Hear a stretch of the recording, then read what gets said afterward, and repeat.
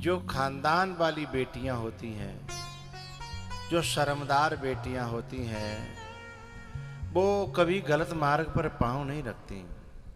जब गलत मार्ग पर पांव रखने का मौका आता है ना, तो उनके सामने उनका बाप का चेहरा आ जाता है और वो सोचती है मेरे पिताजी की बड़ी इज्जत है, मेरे पिताजी का बड़ा नाम है, और मैं यदि किसी कारण से मेरे बाप की इज्जत चली गई तो मेरा जीना बेकार है, मेरा बाप जी नहीं पाएगा। तो तुरंत उसके कदम पीछे लौट के वापस आ जाते हैं। जो सच्ची बेटी होती है ना, उसके सामने उसकी माँ का चेहरा आता है रोता हुआ कि मैं यदि गलत मार्ग पर चली गई तो क्या होगा, मेरी माँ का क्या होगा। उन्हें गांव छोड़ के जाना पड़ेगा, उन्हें समाज के लोग बाहर कर देंगे, फिर मेरी माँ कैसे जिएगी। इस बात को जो याद रखती है ना, वो बेटी सचमुच प्रणाम करने के योग्य है, वो नमन करने के योग्य है। अब जिन्हें माँ बाप की चिंता नहीं है, उन्हें बेटी कहना ही बेकार है।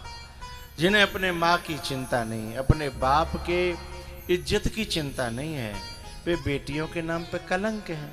उन्हें बेटी कहना भी शर्म की बात है। लेकिन जो अपने माँ बाप का ख्याल रखती है ना, कुछ बेटियां होती है ना मनमानी करके चली गई और शादी कर ली जा करके, वो जिंदगी में कभी सुखी नहीं रह सकती। मुझसे कोरे कागज पर लिखवा लेना। बोले क्यों? क्योंकि मैंने हजारों रिश्ते ऐसे देखे हैं जिन्होंने जवानी में माँ बाप को तो भुला दिया, आंधी अंधी अंधी आंखें हो गई, और उन्होंने समझा कि जिंदगी भर सुकून मिलेगा, लेकिन उन्हें जीवन में जीते जी नरक भोगना पड़ा, नरक। क्योंकि माँ बाप का दिल दुखाकर, जोर से बजाइए पीछे तक के लोग, जब बात समझ में आए तो। किसी गैर का भी दिल दुखा करके कोई सुखी नहीं रह सकता, और जिसने पाला हो, जिसने बड़ा किया हो, जिसने पैदा किया हो, और उसी का दिल दिखा करके कोई सुखी रहना चाहे, कौन से शास्त्र में ऐसा विधान है, कौन से लोक में ऐसा संविधान है कि अपनी ही माँ का दिल दुखा करके चली जाए और उसे सुख मिल जाए ना, अपने ही बाप का सिर झुका करके चली जाए और उसे सुख मिल जाए। तीनों लोकों में ऐसा कोई उपाय नहीं है साहब। एक बेटी थी, एक बार एक गांव में जो नट खेलने के लिए आया, नटनी नाच रही थी और नट जो है गा रहा था। तो जो रस्सी पे चलती है ना, तो वो रस्सी पे चल रही थी और वो नीचे गा रहा था, ढोल बजा रहा था। सब गांव वाले तमाशा देख रहे थे। एक बच्ची ऊपर बैठी बैठी छत पे वो तमाशा देख रही थी। उसके जीवन में कुछ इस प्रकार के क्षण चल रहे थे कि वो अपने जीवन में बड़ी विचलित थी। उसके पीछे एक लड़का पड़ा था और उसने उसे अपने प्रेम जाल में फंसा लिया था, लेकिन उसकी माँ और बाप के प्रति इतना प्रेम था, लेकिन दोनों तरफ चित्त जो है विचलित हो रहा था। एक दिन वो जो आया, जो खेल दिखाने वाला नट, वो ऊपर बैठी थी। अच्छा एक बात हो, सच्चा हृदय किसी का हो तो परमात्मा किसी न किसी रूप में आता है, रक्षा करने वाला किसी न किसी रूप में आता है। तो वो नट जो है, जो उसके पैर जब नटनी के डगमगाने लगे हैं, तो तुरंत वो एक पंक्ति गाता है दोहा के रूप में कि बेटा ये बहुत गई थोड़ी रही, ये थोड़ी हु बीती जाए,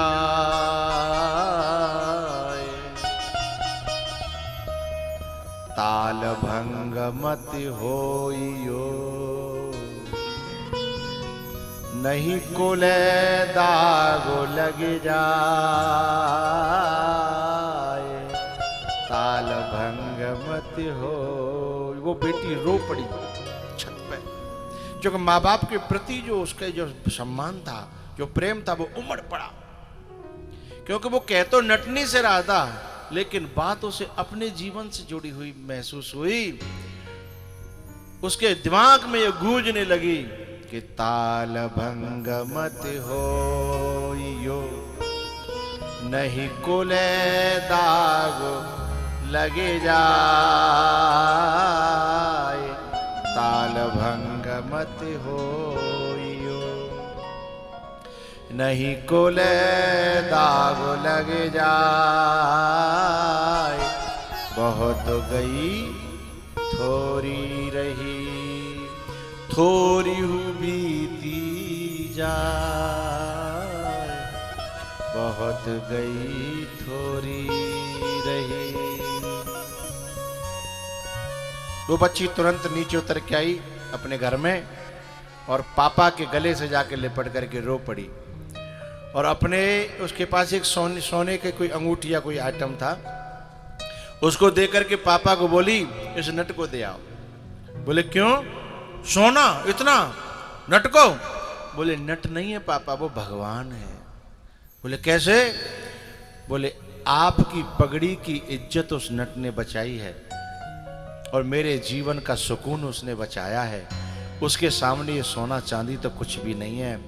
मेरी तरफ से उसे प्रणाम करना और ये जा करके उसे दे देना। उसने कहा बेटा ऐसी क्या बात है, मुझे बता। बोले आप पहले दे के आइए फिर मैं आपको बताती हूँ। अब मेरा डगमगाना खत्म हो गया है, क्योंकि उसके शब्द मेरे दिमाग में गूंज रहे हैं कि बहुत गई थोड़ी रही। बाबा मेरी 17 साल तो बीत गई और आप भी ढूंढ रहे हो मेरे लिए पति। अब समय कहाँ है मेरे पास। उसके बावजूद भी मैं आपकी भावनाओं का आदर न करूं तो मेरे से ज्यादा नालायक इस धरती पर कौन होगा। तो बहुत गई थोड़ी रही, ओ जे थोड़ी हूँ बीती जाए। ताल भंग मत होइयो, नहीं कुले दाग लग जाए। तो जो बच्चियां इस दौर से गुजर रही हैं, उन बच्चियों से मेरी प्रार्थना है इस पंक्ति को अपने हृदय में, अपनी डायरी में, अपने मोबाइल में इस पंक्ति को काट करके रिकॉर्ड करना। ये तुम्हारे जीवन में काम आएगी। बहुत गई थोड़ी गई, थोड़ी हो बीती जाए। ताल भंग मत होइयो,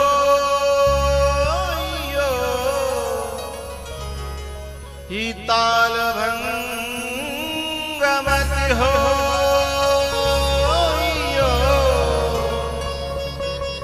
नहीं कोले दाग लग जाए।